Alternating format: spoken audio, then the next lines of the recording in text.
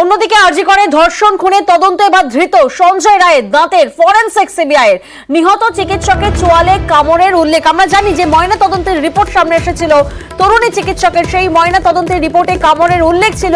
আর এবার ধৃত সঞ্জয় রায়ের দাঁতের ফরেনসিক সিবিআইয়ের প্রতিনিধি অমিত এই মুহূর্তে আমাদের সঙ্গে রয়েছেন। অমিত, আমরা জানি যে কালই জেলে গিয়ে ধৃতকে জেরা করেন সিবিআই, এবং এই জেরার পরেই কি তাহলে ফরেনসিকের ভাবনা সিবিআইয়ের? দেখুন, জেরা করার পাশাপাশি তার যে দাঁতের যে ফরেনসিক সার্ভে করাতে চাইছে, সেক্ষেত্রে বেশ কিছু নমুনা ইতিমধ্যেই সংগ্রহ করা হয়েছে সিবিআই তরফে, এমনটা কিন্তু সিবিআই সূত্রে খবর। সিবিআই সূত্রে যেটা জানা যাচ্ছে, যেহেতু নির্যাতিতার পোস্টমর্টেম রিপোর্টে উল্লেখ করা রয়েছে, 9 নম্বর পয়েন্টে উল্লেখ করা রয়েছে যে নির্যাতিতার চোয়ালের উপরের অংশে 2x2 ইঞ্চি লাভবাইট বা কামড়ের দাগ রয়েছে বা কামড়ের ক্ষত রয়েছে।